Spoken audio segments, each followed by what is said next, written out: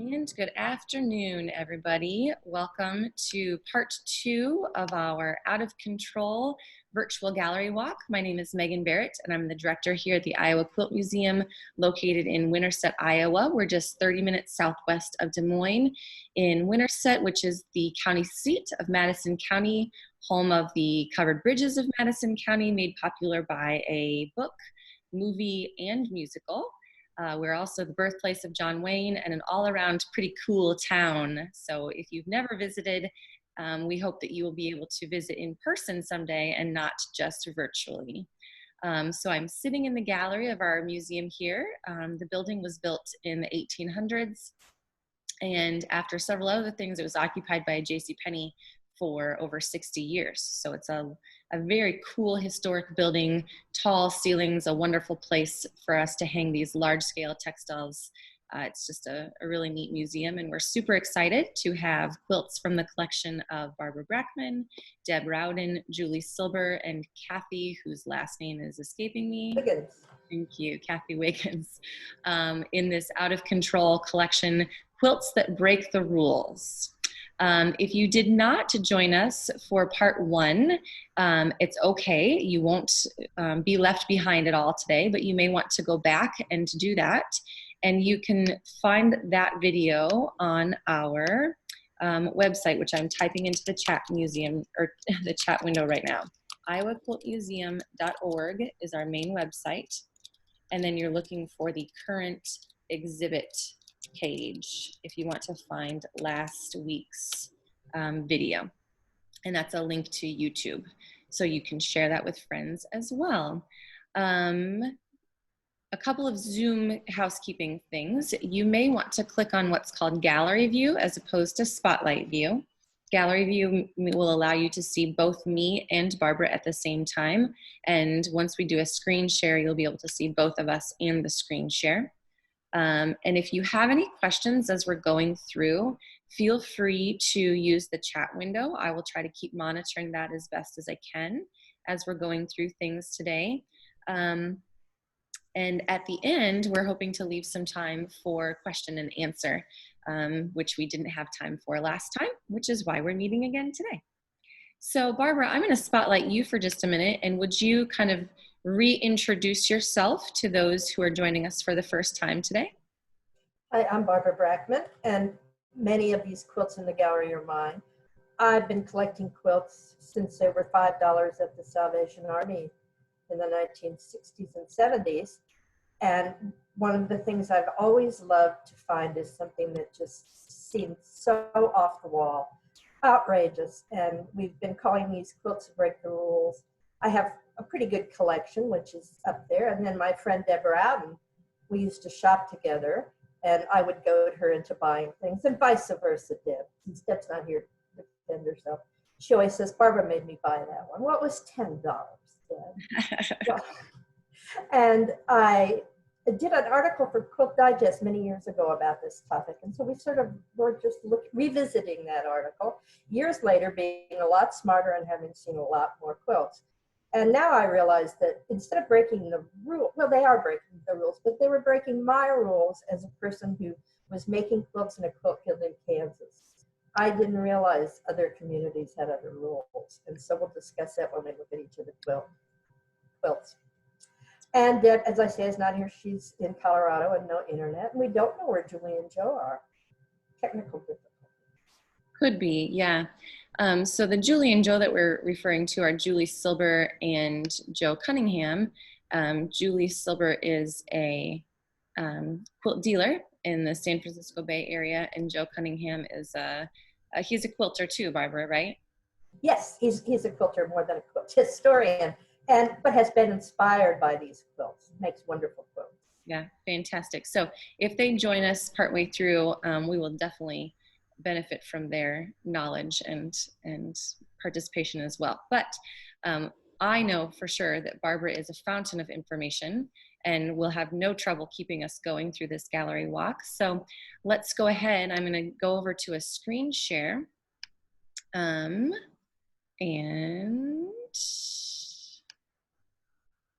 now I hope, Barbara, can you see that? Yes. Great. Well, I So could. Somehow it's just disappeared. Let me try again. Here it is. We looked at this one last week. good. So I'm just going to take a real quick cruise through the ones we already looked at, Okay. about a 5-second per piece of these. This is a great corduroy. And I'll stop. This is a really cool applique of unknown piecing, an unknown design. The out of control flying geese segment. Now this one I've turned on its side. Let me see if I can go back and do that the other way. When we get to the Q&A session, oops, I went too far. Shoot. When we get to the Q&A session, I'll tell you why I had turned that one on side. This is our hexy conglomeration. Teacups and turtles. Teacups on this side. Turtles on. You're about a second ahead of us. Oh, 2 sorry. seconds ahead of us. The pictures are changing slower then for you. Mm-hmm. Some baskets. Log cabin. This is also just a top.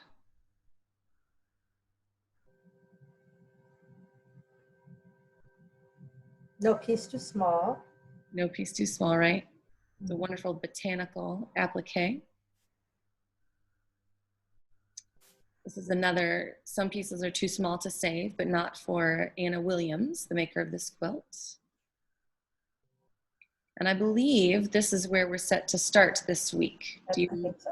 I don't think we talked about this one last week. So here we go. What do you want to tell us? This one is Julie's, and it looks to be about 1900 from the fabrics. And what we have done in this show, the theme is to tell you what the rules are and then explain how it's broken. Well, the rules are to pick a pattern and stick with it. And that's one of the things that I do love about quilts is that regularity, that they, the design sets up something you can almost count on. And in this case, you can't. It looks to us like she started this as a little star, and she was going to alternate it with a 9 patch, and it got to be that big. And then she thought, I am never going to get this done. And so she dropped the 9 patch idea, but didn't rip anything, of course, and just put alternate squares. So it's a medallion, but without planning, I think. Right. Yeah, I mean, we had some debate last time about the value of kind of superimposing our suspicions or our, what we think may have happened, why it turned out in this kind of rule-breaking way. And I have to confess that I oftentimes do that with quilts that are in our shows, as I try to create a picture of who might have made it or why it turned out this way. And especially so in this exhibit, because there seems to be a lot of what exactly was she thinking here? But it seems pretty evident to me that she started with the 2 block patterns and realized it was just going to take way too much time to make a quilt her size, the size she wanted. And so she alternated it with plain squares instead. And most of these are unknown makers. So Right. We are projecting narratives, fiction onto the quilts, which is always fun to do. Right. Although probably not a good way to do quilt history. Well, I will not claim to be a quilt historian. No. Narrative certainly has its difference between fiction and nonfiction. People still write fiction and read it. Now, you mostly pick up your quilts, you said, from thrift stores and that kind of thing, right? Well, now online. Yeah, sure. This is a really bold and bright quilt. And if the pattern had continued, it would have just been a very different impact. What do you think about this one, Barbara? Well, now this one belongs to Scott Heffley. And Scott, we borrowed 3 of Scott's quilts. He has quite a collection, and he buys like us. He buys something that knocks him out. He's an art restorer he was at the Nelson, so he's got a good visual eye. This one is just dynamic, and what makes it so is not accidental. It's deliberate, but why we don't know. But what makes it so great is the way that black and red and white is set up and then it just fractures at the top. And why she chose to use the red sashing, we cannot tell.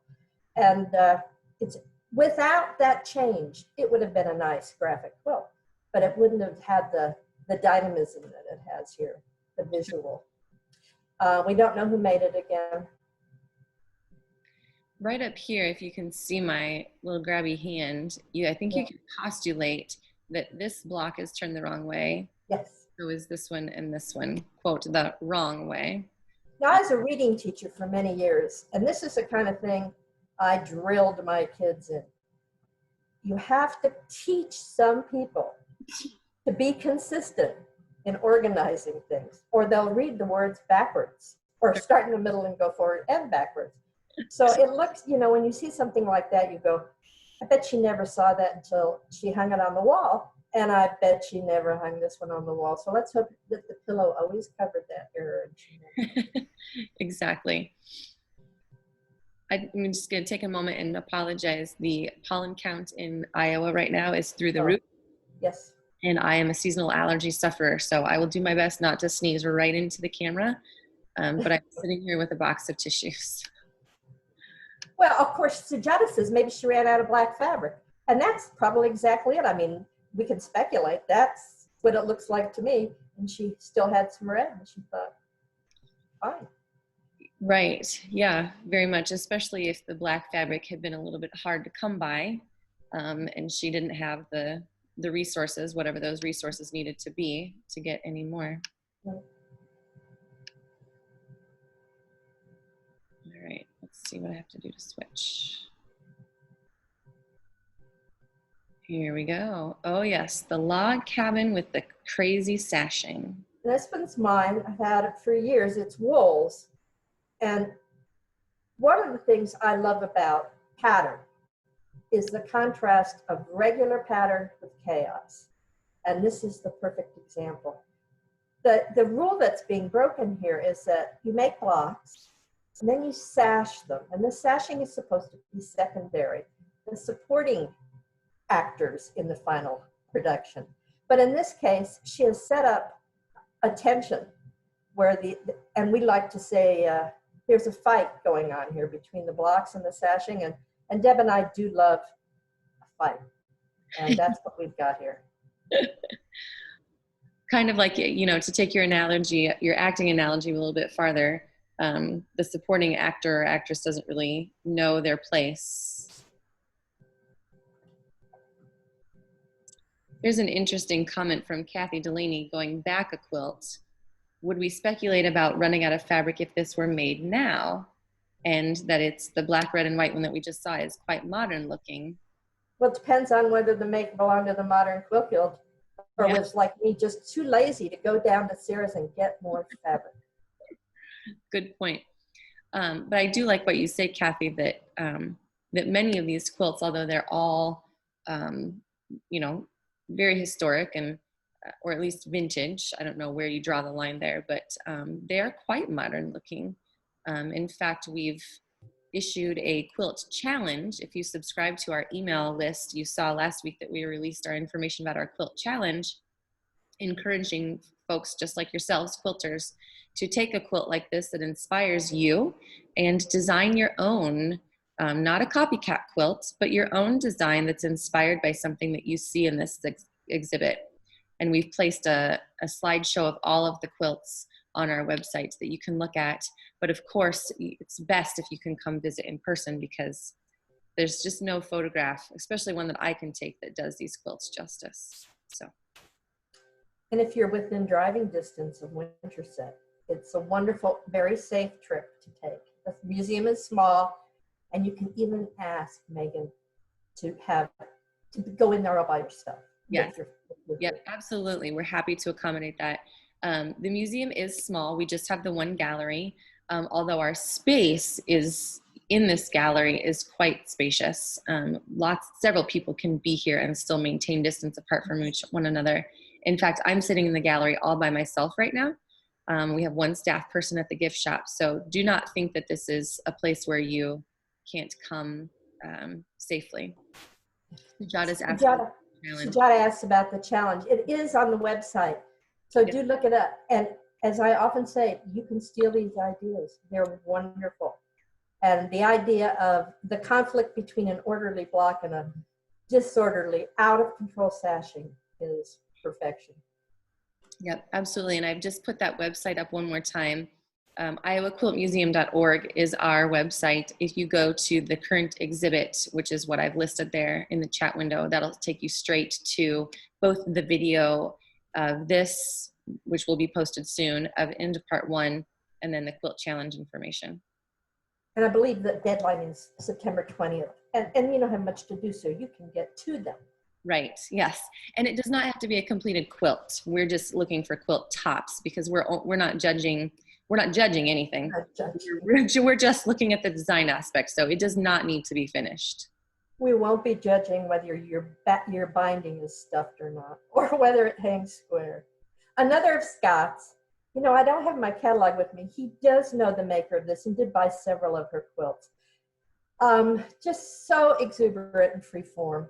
And the rule here, as I have mentioned before, is that you pick a pattern and you stick with it. But this is just, I can't even, you know, start to think about her thinking here. You have to remember that a lot of these women had no design walls. Some of them didn't even have any scissors. And a lot of them used fabric as it came to them in pieces. They didn't go down to Sarah's and buy it by the yard. I love this one because she kind of changes horses in midstream along the top there and does a whole different flower. Right. Not to mention the changing of fabrics. You know, we go from beautiful little... I don't know what this looked like. You always have to remember that sometimes the fabrics were very fugitive, very liable to wash away or to fade from sunlight. And I have seen blues fade completely to white. Mm-hmm. So let's hope she never saw it if it was once all blue, and she never saw it turn white. What decade? What decade? I'm not talking much, Mary asked about the date. We're not talking much about dates, but we should. We have a catalog that's online that you can look at, and Scott thinks this is probably mid 20th century, which is when a lot of these were done. I think you see many more of these quilts after the invention of the crazy quilt in the 1880s. It's sort of a license to be a little less structured. Mm-hmm. And I don't know how well you can see in the photo, but really big utility stitches here in the quilting. I'm sure the woman who made this, I believe, now I don't remember her name, but she's from Alabama. I believe she was African American. And this was a utilitarian thing to keep her family warm. But then again, you don't have to put flowers on something to keep people warm. It's that need to beautify things. Mm-hmm. Yeah, that desire to create something beautiful, whether for your own edification or for, you know, as a gift to your family, so that it's, you know, that's always been the remarkable thing about quilting, is that it was kind of a sacrifice for a long period of time to do something so intense with such few tools. And there would have been easier ways to accomplish the warmth aspect of things. Oh, this is one of my favorites, and I can't even tell you why. But I just... Well, it's very joyful. And that yellow, you know, it's got holes in it. I bought this one online about a year and a half ago, just for this show. And it definitely has holes in it. And so I thought I'd patch it. But finding that incredible yellow has not been easy. So I'm going to have to patch it without trying to hide the patches and do something a little more obvious. I know nothing about it, Bought it from a Kansas seller, but they had very little information. What it illustrates, again, the rule: pick a pattern and stick with it. Now, I have a quote on the walls there from a woman who was interviewed about a log cabin quilt she'd made that just sort of disintegrates into something else. And she said, I made log cabin blocks till I got really bored and I couldn't do anymore. So I started something else. And I think that's the short attention span. The short attention span afflicts some of us. Some of us love doing the same thing over and over again. But I would guess this block, which is in the center with the circle, is not an easy block to do. And she said, I've done it with that. Yeah. Now, when I say it breaks the rules, I tell you the rules that I first learned were Kansas rules from the 1970s. Through the guild, and I worked for Bonnie Lehman at Quilters Newsletter, and we tried to make things regular because you can't put a pattern like that in a magazine. People would not be buying your magazine. So I learned those rules too. But now I realize there's whole different cultures with whole different rules. And this wonderful idea of taking what you've got and then making a hodgepodge of it is so appealing. And of course, if you have bright yellow fabric, you might as well put it in.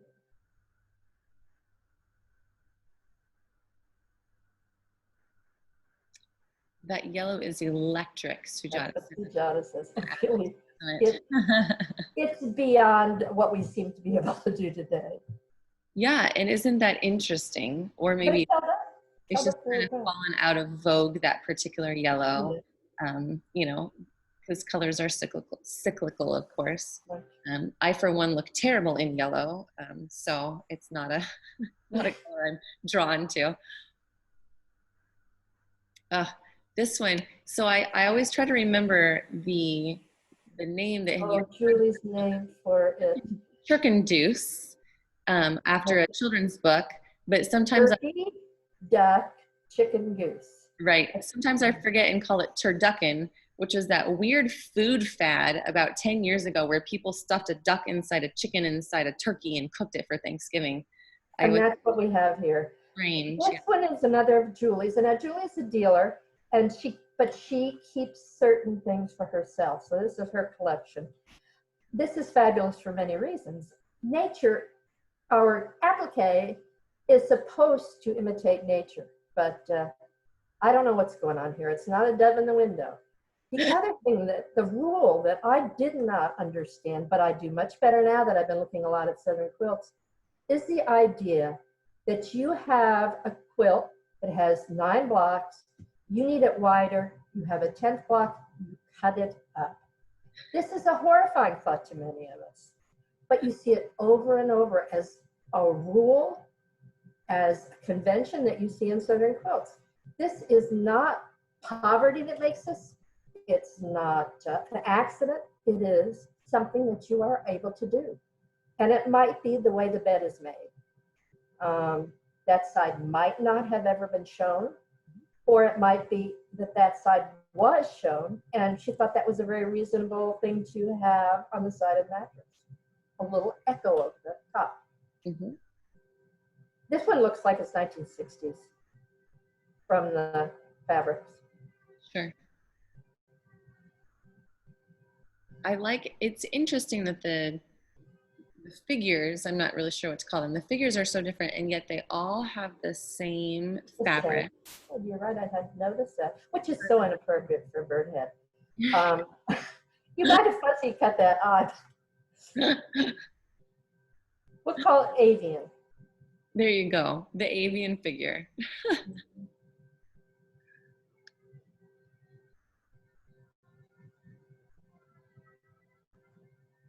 This one. This is my friend Kathy Wiggins and Ray Wilbur's quilt. 30 years ago, they were driving around Kansas and stopped at a sale and saw these quilts that looked nothing like what they had grown up with. Kathy's mother's a quilt maker. And so they bought all of them, and there might have been 10. We just loved the way they looked. We were abstract painters at the time, all of us, and it was a perfect abstraction. We had a show at the KU art department, and the kids loved them.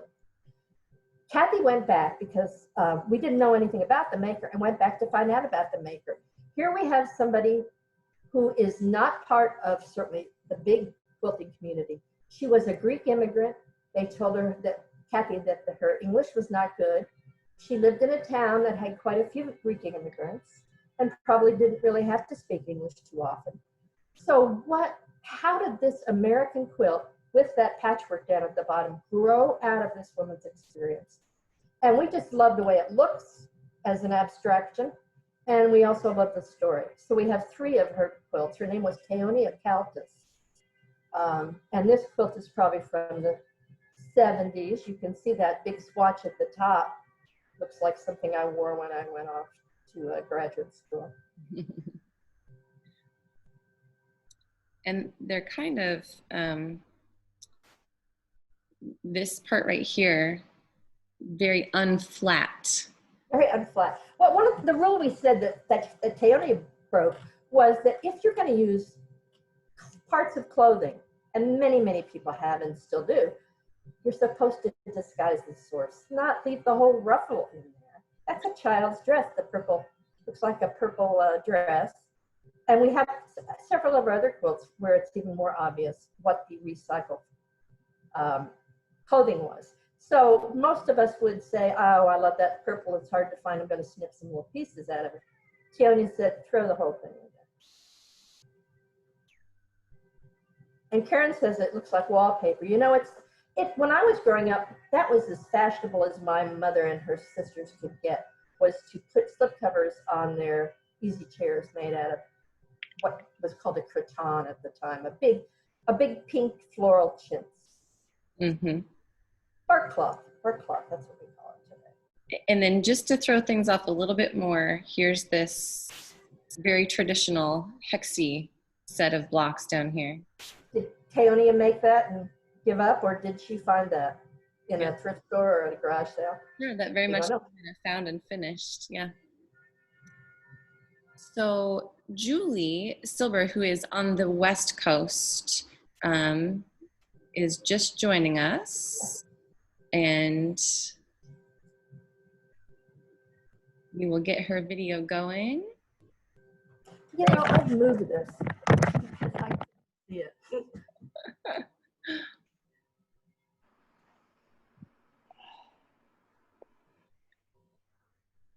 Uh-oh, we lost her again.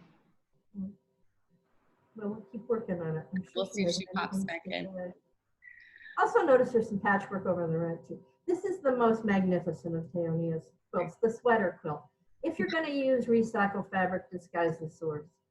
Now Kathy Wiggins wonders if that red stripe is not a Greek traditional blanket in the back, and then perhaps it had holes, as wool will get, and she patched it with a few wool scraps from some sweaters.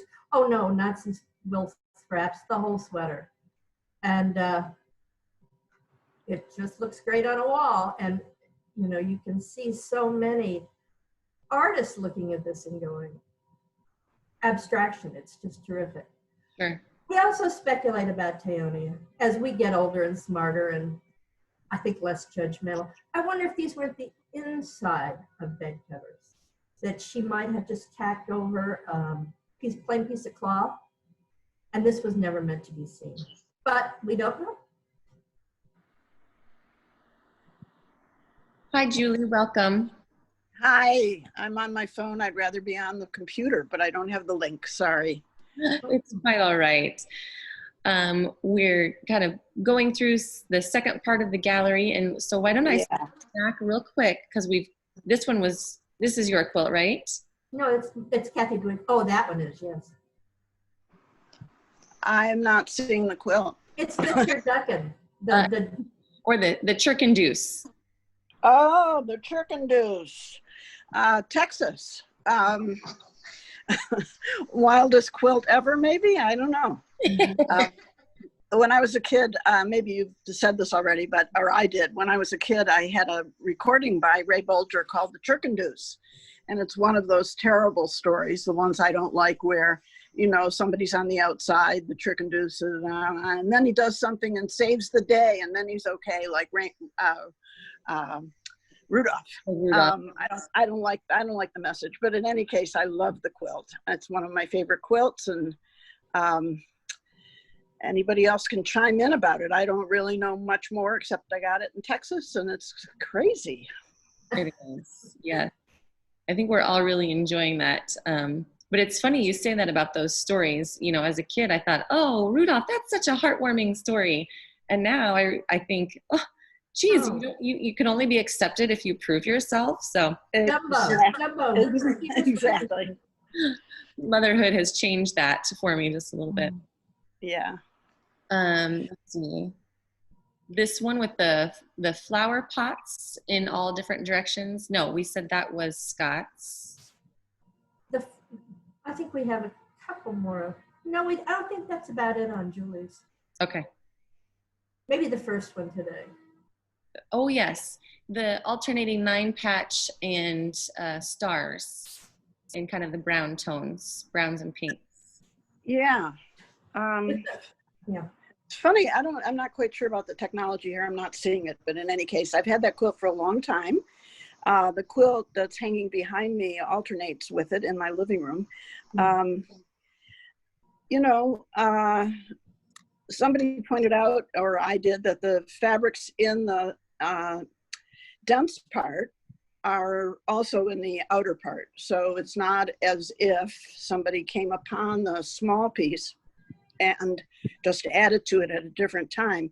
I mean, that could have happened as well, but since the fabrics match, interior and the outer big border, and why she said it that way, I guess it's possible that it was made for a specific bed, and then in some way that dense section would have sat in the middle, but who knows? Who knows? Looks good on a wall. It does look good on a wall. Julie, I think you're on an iPhone, so try turning it sideways instead of up and down. How's that? Well, now your head is, but can you see? Or if that doesn't work, I believe you can swipe back and forth on your screen, and then you can see the different pictures. There it is. Okay, I see it now. Okay. Terrific. All right. Yeah. Did anybody else want to weigh in on this one? It's small. I think probably, what do you say, 42 by 60 or something like that. Maybe made for a youth bed. Mm-hmm. And did we say what time period we think this one may be from? I think there's some fabrics in here that would be pretty easy to identify. I think it's the very last part of the 19th century. Looks to me like 1880 or 1890. Yeah. And I had said 1900. Yeah. You always get 20 years. Yeah. I love seeing these double pinks. You know, those are one of my favorite historical fabrics, is the double pinks. All right. You can't see me. Oh, yeah, well, we can just see the very top of your head. Oh, let's do the horrible. Oh boy. The idea of focusing on a person is so painful. Here I am. All right. All right, we had just done that one and that one. Okay, here's that other utility quilt. This one was also Kathy's, is that correct? Yes, and this is the third that we showed. As I said, we had 10. And the point again is, if you're going to use clothing, disguise it. And you can see a little deconstructed gray and white striped blouse top. And one thing I love about this one is a big giant green dot. And then, as Karen mentioned, some of the fabric looks like decorating fabric from the 40s. Yeah. We would guess that these were made probably in the 40s, 50s, 60s. The sale was in the early 70s. And there's that telltale green from the 1930s, kitchen green, that the Sears catalog called Nile green, the square on the lower right. Mm-hmm. Here. Yeah, I wonder if somebody made a skirt and then cut the center out, and that's how they got this big circle. Giant yo-yo. Made a skirt like the good fairies in Snow White or Sleeping Beauty. Oh, I'm staring right at this one. This is another one of my favorites. I do like this one. Well, my friend Chick owned this, and she gave it to me, as it didn't meet her standards, I think. She's quite a seamstress and knitter.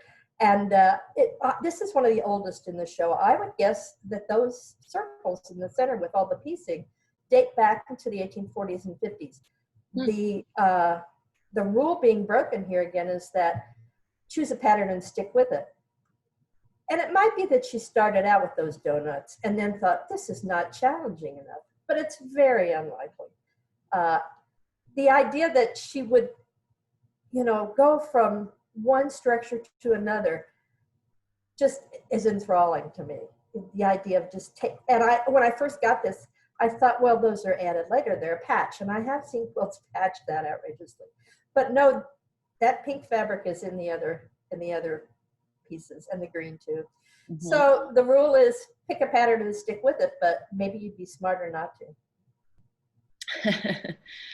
Well, I mean, there is a tiny bit of rhyme and reason to this. I mean, you've got the one sunflower down here, giving the balance there, and well, she didn't have a design wall. She might have had a design bed or a design floor. Yeah.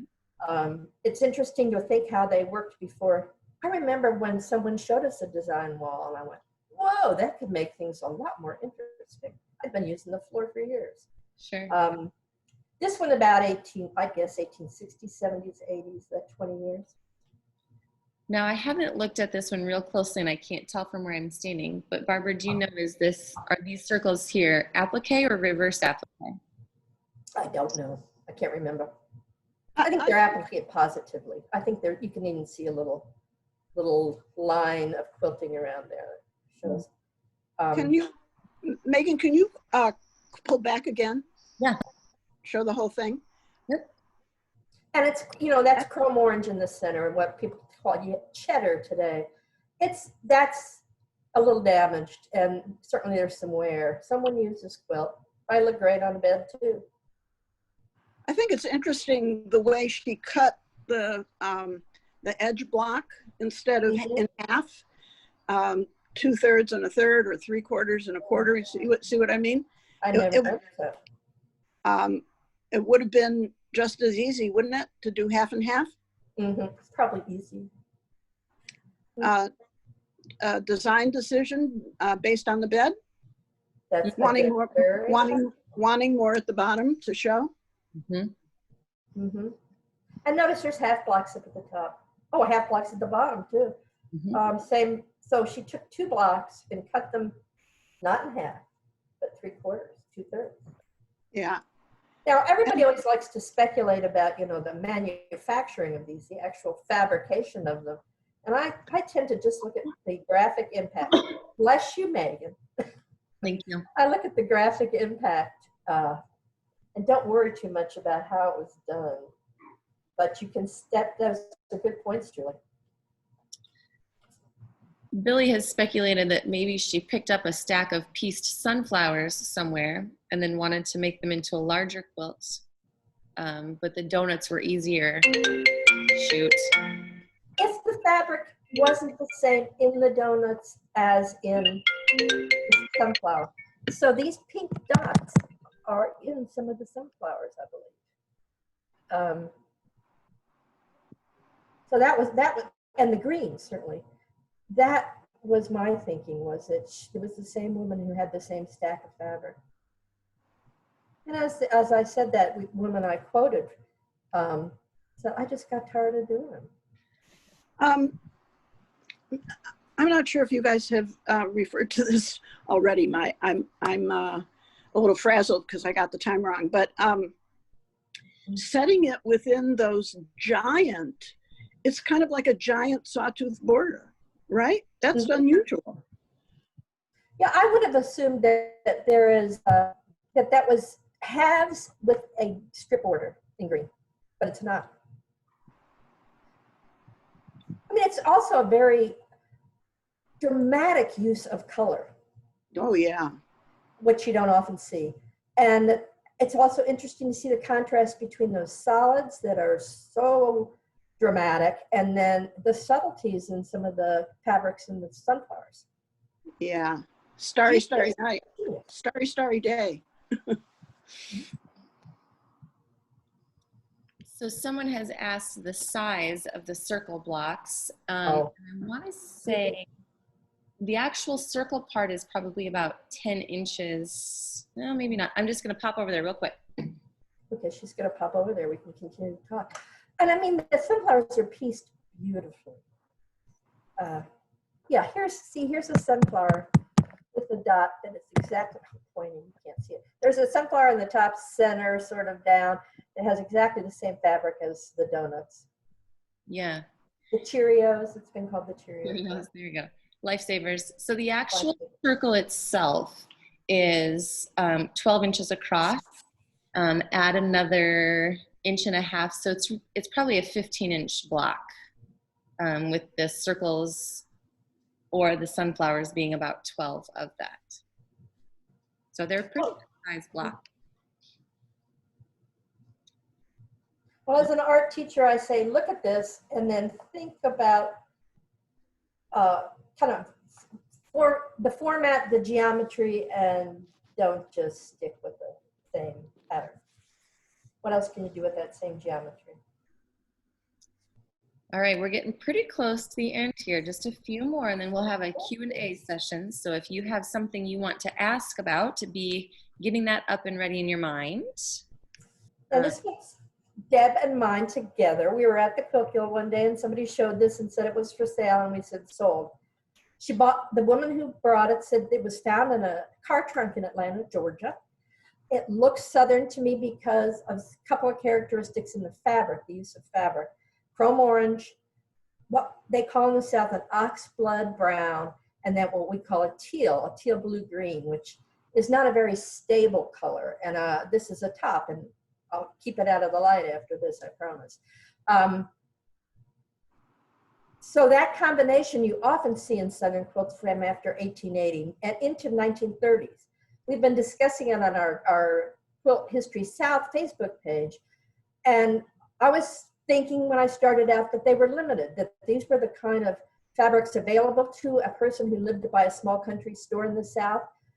Maybe she bartered for them, maybe she paid cash, but these were what was available. But we kind of poked her in and we found she had other options. This was an aesthetic choice, and you can see why. It's just great colors.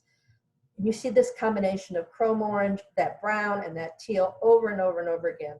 Now, the rule that's being broken here is that applique is supposed to reflect nature. And this is a wreath, a cherry wreath, but abstraction can go too far.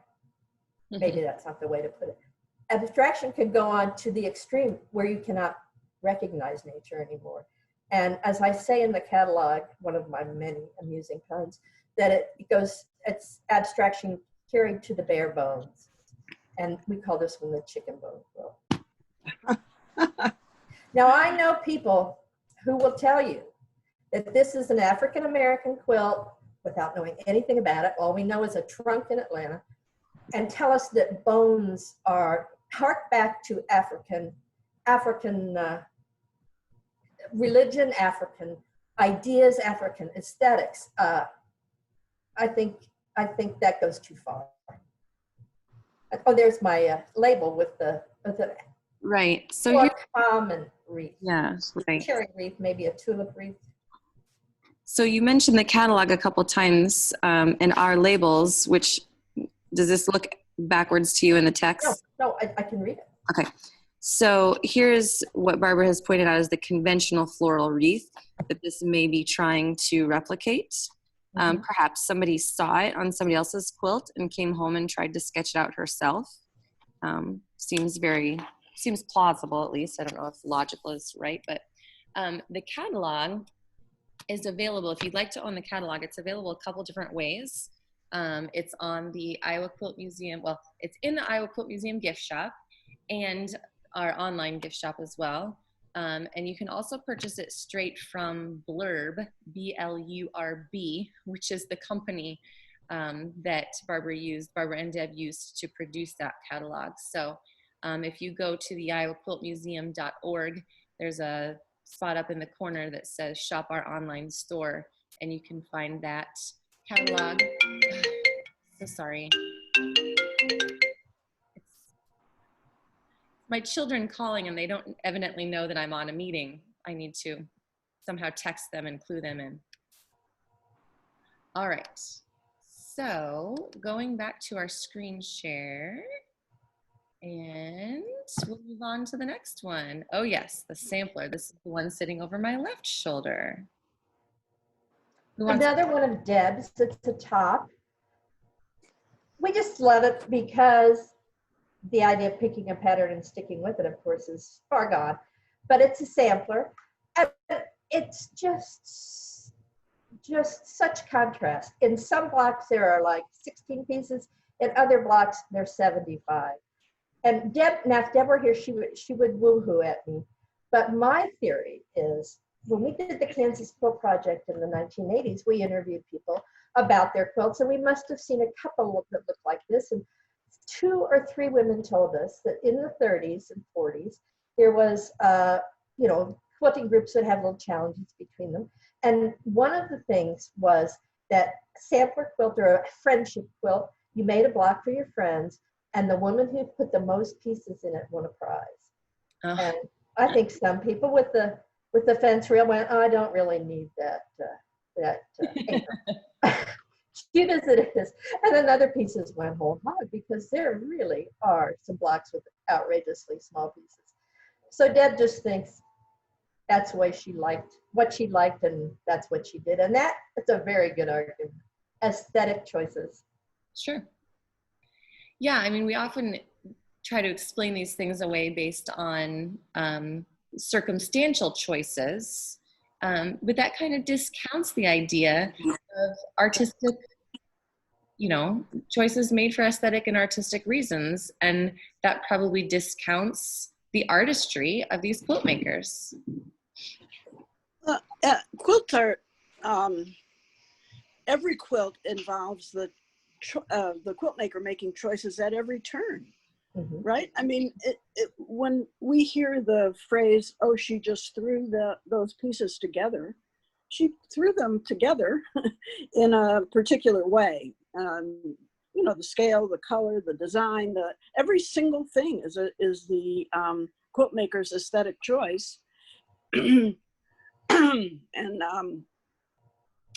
I think it's, I find it kind of demeaning when people say, oh, she just threw that thing together. No, this is her vision, mm-hmm. and how she in particular saw it. Now, Joe told the story last week, I think before it was, you guys could hear it. Had he learned to quilt from Mary Schaefer? Mary Schaefer. Mary was a by-the-book woman. And Mary's hobby was to find quilts that she thought were thrown together, take them apart and put them back together the way Mary thought the maker would have done it, if she could have.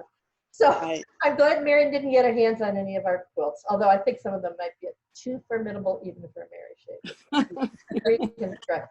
But I know other people who do that too. They get a lot of enjoyment out of taking a block that is completely unsquare and then recutting all the pieces and putting it back together. So they fixed it. They fixed someone else's aesthetic.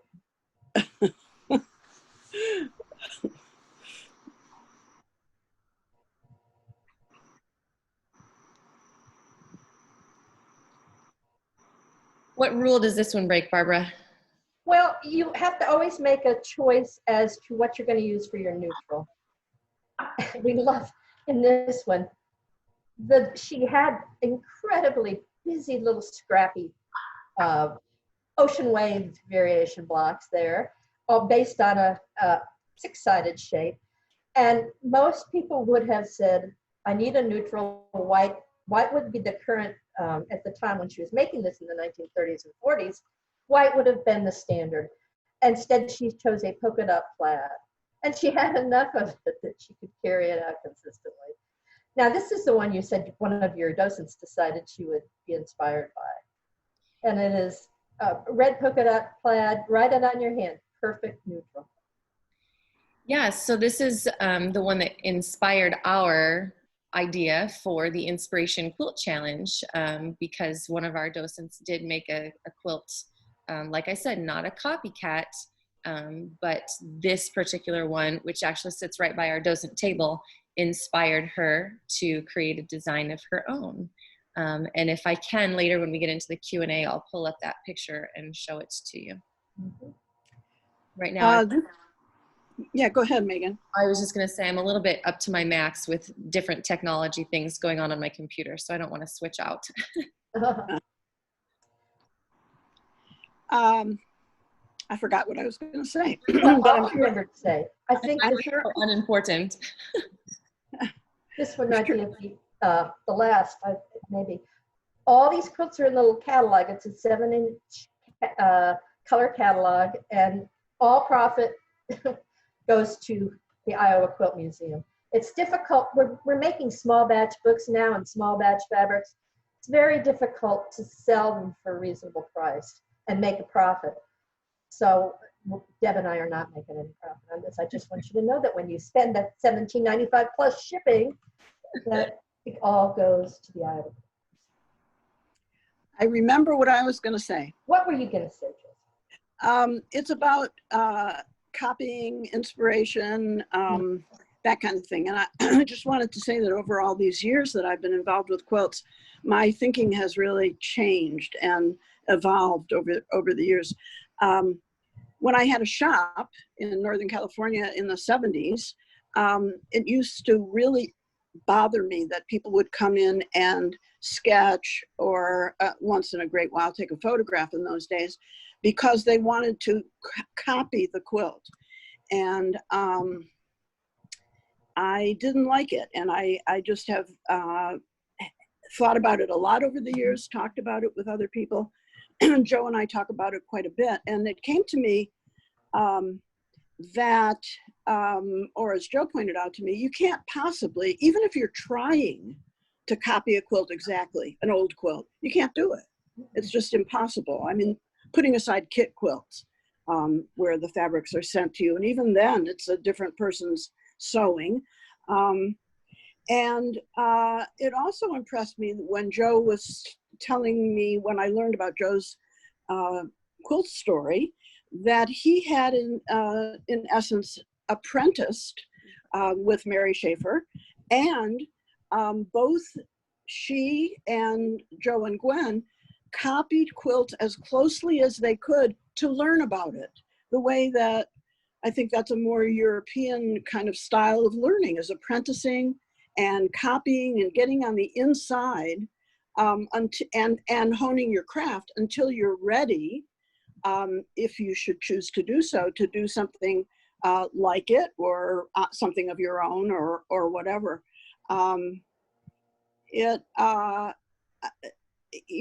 Somehow it felt to me at the time, because I think I felt responsible for these old quilts that I was showing and selling, and somehow thought that it was an insult to the original maker for somebody to copy a quilt. I don't feel that way at all anymore for a number of reasons. Well, as a person who went to art school, I have to tell you that artists copy. That's what they do. But often you begin with this concept and then you go off on your own. So it's an influence. And I have copied quilts. I copied your Western Sun, Julie. I didn't do it though. I couldn't sew that well. But you know, the little sunflower and the flying geese grid that is so beautiful. That was my first response was, I'm going to copy that quilt. It's gorgeous. So artists will take an inspiration and go off in a different tangent. That's an important thing. And the other idea is pattern. People who are artists and creative often do not need patterns, but that's only a percentage of the world. And so I used to, as an art teacher, disdain patterns. And now I realize that making a quilt in a jam-pattern design is something that is very creative and satisfying for the people who really never draw what jam-pattern draws. And that's about 99% of us. So I think copying from a pattern or copying from an antique quilt is a very viable thing to be doing. Mm-hmm.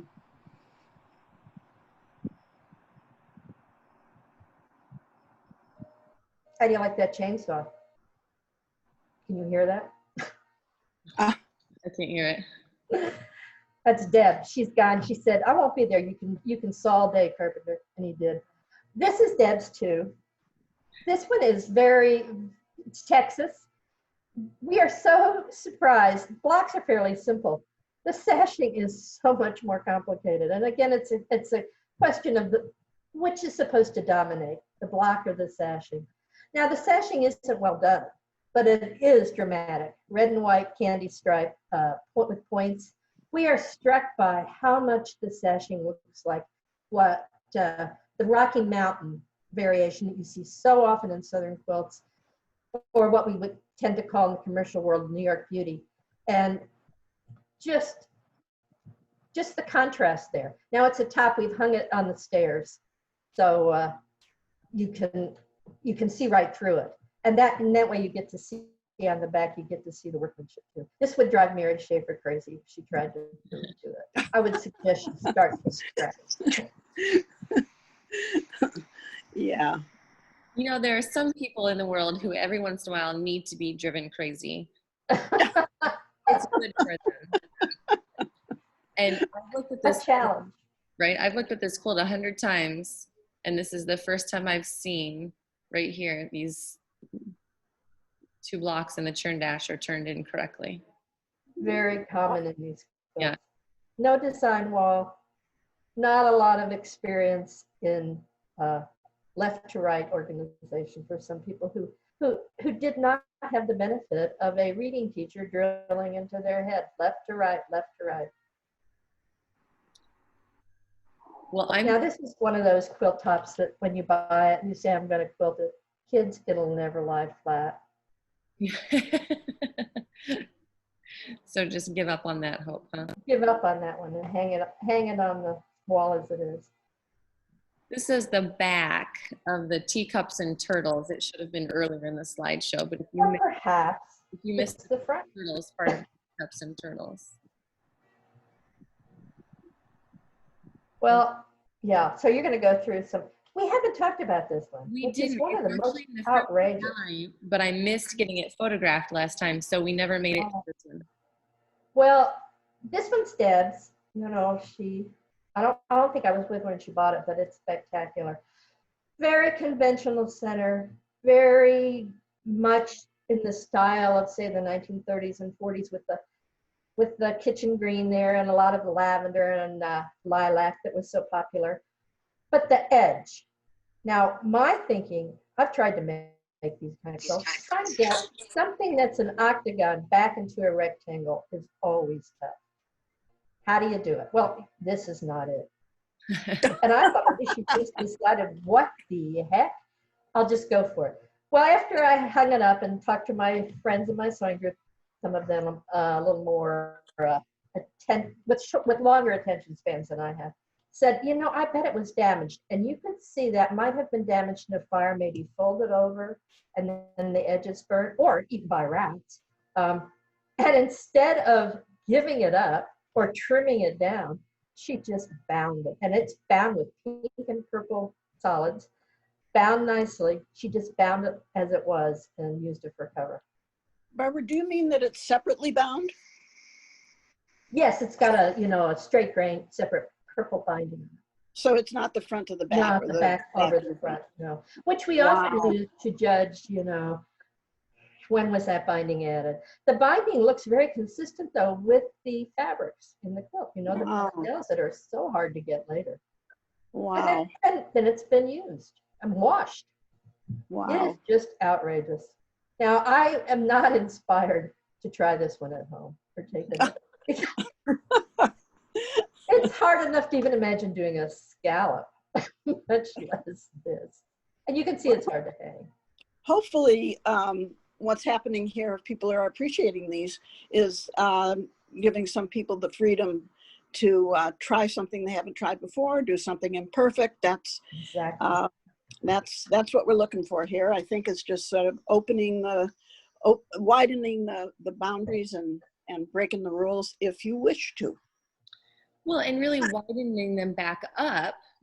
My understanding from some of the things that you all have written is that there was a time in quilting history when the rules weren't so rigid and we didn't have to make perfect quilts or patterns that repeated all the time. And it was more a free and artistic expression. And then we kind of monetized it and put it into little boxes so we could sell kits and we could teach patterns and such. But that wasn't always the case. And so kind of hearkening back to the roots of quilting, maybe. Well, culture is not a downhill or uphill, downhill slide or an uphill climb. It goes up and down. And culture is, in the United States, you are such a big country and we're from so many places, that culture is regional. And so a lot of one culture will be working on, you know, perfection. Another culture will be working on expression. And I think we see in a lot of these that there is an emphasis on aesthetic expression. The values in some of these are not what the quilt contest would have, which is stuff your binding and make sure your corners are perfect. It's using up what you have, keeping your family warm, not wasting anything, and getting it done quickly. And that is an aesthetic that I think runs parallel. One of the things I'm working on, I've been reading a lot of New England quilt making history, because I am struck by how, I hate to use this, Laura, but dull some of those very early New England quilts are. How many 9 patches did New Englanders make between 1800 and 1825? And then I read— More than, go ahead. Millions. They're nice enough, but they're all the same. Then I read Laura Thatcher Ulrich's work, and she talks about the necessity to be what we would call straight, to be conventional. That any going off that would have been a terrible transgression. And so we see a culture in New England or in Massachusetts, perhaps, or Connecticut, that is quite different from a culture, say, that would be 1820, then we would see in 1890 Tennessee, where it really seems to me people valued improvisation, valued aesthetics. No 9 patches. So having missed the first part of this, forgive me if I'm duplicating what you guys have talked about, but when do we first see the codification of some of these rules? Would it be things like Godey's and Peterson's? Yes. That's the first we see it kind of going out of the community or out of the region and yes, becoming national or international. Now, as Ken has pointed out, these national magazines just stole all the copy and the pictures from England. So they were reflecting a culture we knew nothing about. And that's why so many of those early 1840s and 50s pictures and Godey's, nobody ever made them because we didn't even know how to make them.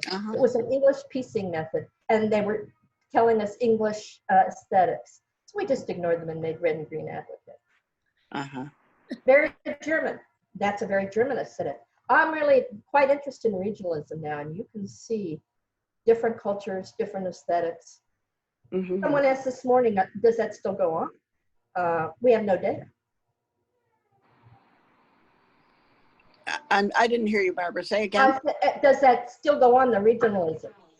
The exceptionalism of Southern quilts, say, or Tennessee mountain quilts, or New England quilts. Does that still go on? Well, we have no data.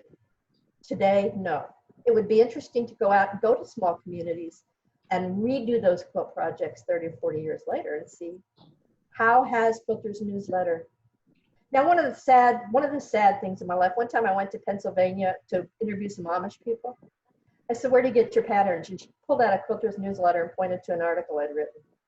Oh, God. I ruined her. You know, there was a woman. There was a woman in Lancaster who was, and her first name was Mary, and in a minute Fisher, maybe I've forgotten her last name.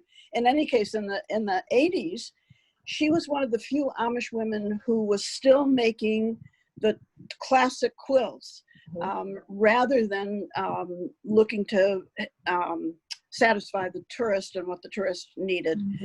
But she was really making the quilts that were made from 1900 to about 1940, or 1880 to about 1940. And my friend went to visit her and brought her the big book that Doug Tompkins and I and Robert Hughes put together, that is a coffee table size book of Lancaster County, classic Lancaster County quilts. And she said, oh, this is wonderful. I'm going to use these to make my quilts now. So she was taking her patterns from the old patterns and there weren't very many Lancaster Amish quilts left in Lancaster at the time that she she wanted the book. So, yeah.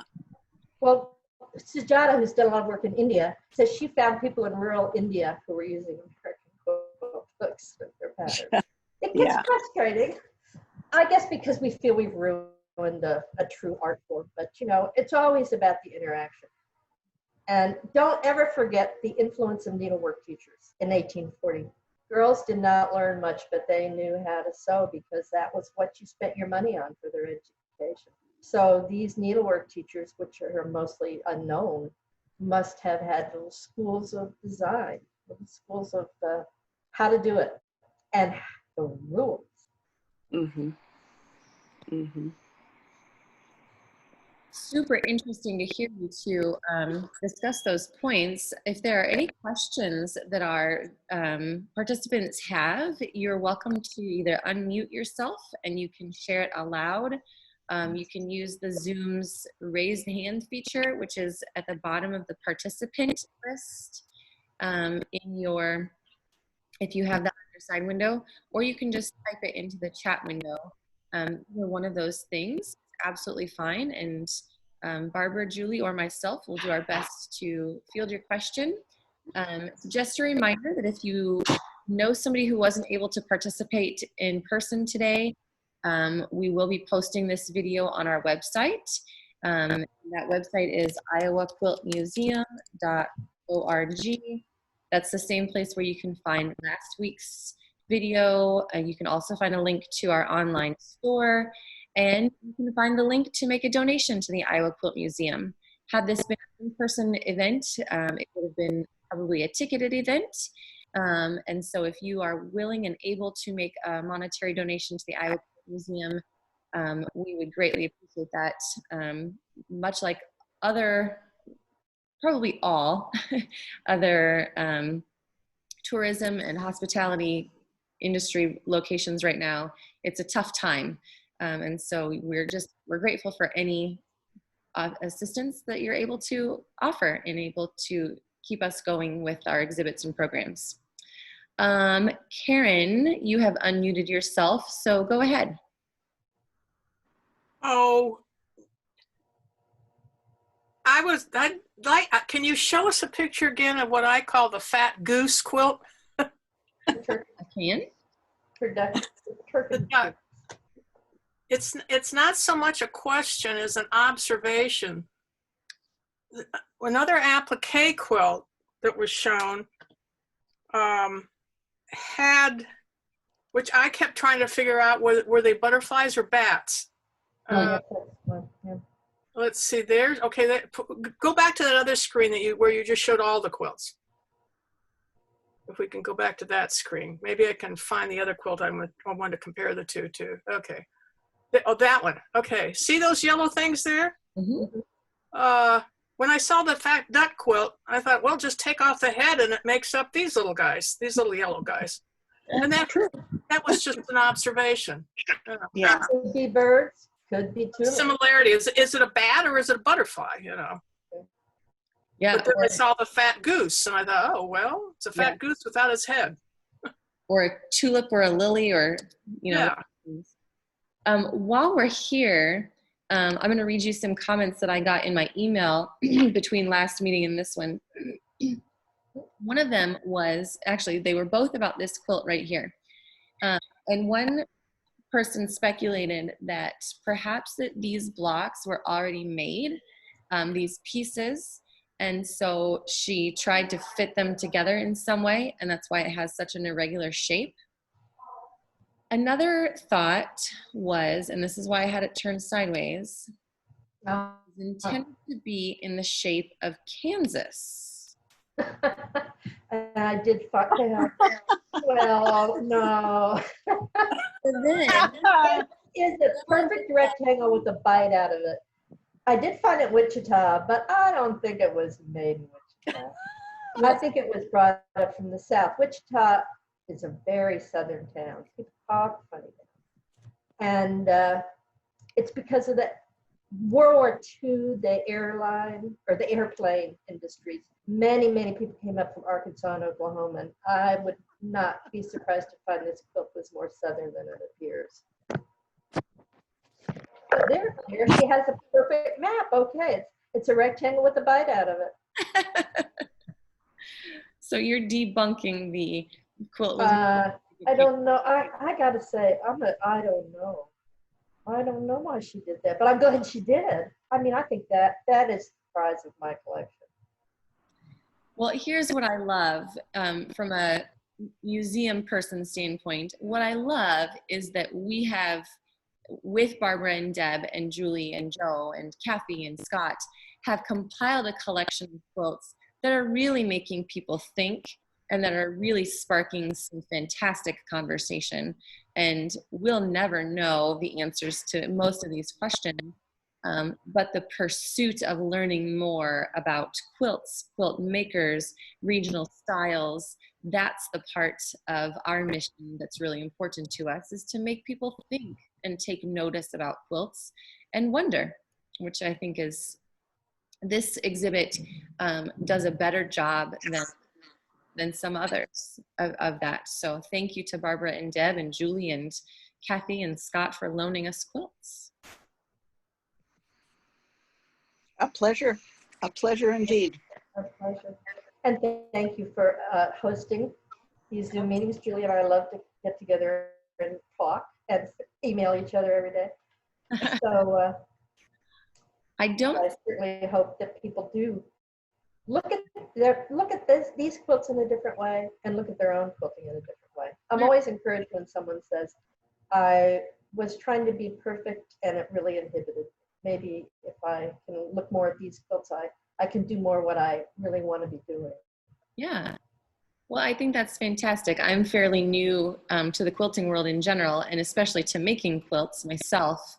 And I'm still very much a pattern follower, and I'm not visually artistic by nature. But I do see in these some inspiration to try making some of my own designs and giving myself license to say, if it doesn't turn out magazine worthy, that doesn't mean it's not worthy of being made. I think of that as a musician as well. You know, just because I'm not making music that's on par with something that should be on a stage doesn't mean it's not valuable for me to be making music or art or lots of things in that sense. And don't forget, Joe told us last week they flunked him out of art school and high school and said he had no talent. Can you believe that? How awful. He's such a great artist. Someone asked about the Facebook page for the Southern Quilt History. Just type in these words, one word, let's see, Quilt History South on Facebook, and it'll come up. And join, I'll let you in. We have 1,000 members, and we really have a good time looking at quilts, and we're also really, I think, answering some questions we've all had. Absolutely. And making connections we never had, and it's wonderful. It's really lively, and we're seeing things that years ago we would never have seen. I remember Joe at a lecture one time saying, I'm going to show you some old quilts of mine. He said, these are if you made this, you wouldn't bring it to show and tell. But that's changing. It's really changing, and I'm so grateful for it. And you know, some of us have liked these things for a long time, but the world has joined us, and it's wonderful. It's just wonderful to see the range and creativity and rule breaking that we're seeing in these quilts and others. And we were limited. There's 35 quilts in the show or so, and it's a big gallery, but we could have put 100 in there. I know many other collectors who do just as good a job. But we'll just have to wait till next time. We will, yes. Sherry has her hand raised. Let's see if I can unmute you, Sherry. You might have to, oh, there we go. Okay, Sherry, go ahead. I just wanted to say thank you. This was a wonderful experience. I grew up doing improvisation from childhood. I learned from my grandmother, and seeing these quilts gives me inspiration, and it encourages me to stick with it, because there are many others out there just like me. I'm not alone. Thank you. Oh, Sherry, keep it up. Listen to your grandma. Channel her, channel her. I'm so I will. logged on to I it. will. I'm glad we got it worked out. Okay. Thank you, though. This has been wonderful. And I did go back and watch the first video too. So Good. I really enjoyed it. Good. Great, Excellent. great. So one last thing to everyone, if you are not currently receiving emails from the Iowa Quilt Museum, I encourage you again to go to our website. Obviously there's lots of stuff on our website for you to check out, but one more thing is that you can sign up for our email list, and that means that you'll never miss out on one of these events. We do intend to do more because the world is still facing COVID-19, and there are a lot of people who are not traveling, and we get that. And so even when things go back to a little bit more normal, we hope to continue doing these virtual events. So get onto the website, find out so you don't miss anything. Marcia, did you want to say something? Yeah, I just wanted to say that a lot of these quilts remind me of Gee's Bend. Mm-hmm. And I went to the Gee's Bend exhibit here in Houston many, many years ago. It's when I first started quilting, and I wondered, well, why did I go? Because these weren't the beautiful quilts that you see at the International Quilt Festival, but they still made an impression on me. So yeah, they don't follow the rules, which that's a good thing. Well, they kind of have their own set of rules. Yeah. And I thank you all for having these. Yeah, even though you've been to the Quilt Museum far more times than most Houston, we're glad to connect with you even when you can't be up here in Iowa. Yeah, and I might be there in September. I don't know. Just depends. Well, we'll be glad to see you if you make it up here. Thanks. Sujata, did you want to say something else too? Oh, Sujata's sound isn't working. Oh, shoot. You still sound like... See, she doesn't usually sound like that. She's a lovely. Darn it. Your sound is still not... Get the kids to fix that. She inhaled helium. She inhaled helium. That's good. You've had some great comments as we've gone, Sujata. I've enjoyed reading them as we go through. We've been reading. Yeah, good. Good to see you. Yeah, good to see you, and thanks for joining us today. All right, so thank you, Barbara. Thank you, Julie. Thank you, everyone who joined us today from the Iowa Quilt Museum in Winterset. We hope that you'll be able to come visit us sometime soon. This exhibit is on up through October 4th. And there's a lot of things that you can see on our website as well. Join our email list, find our online store, make a financial donation if you're able to, and make sure you see what else is coming up here at the Iowa Quilt Museum. Thanks so much to everyone for joining us today, and have a lovely afternoon. Bye. Don't forget to take care. Don't forget to take care. Yes, we should all have our asses. Mine's so cute. Good to see you all. Thanks a lot. Thank you so much. Bye-bye. See everybody again. Bye, Karen.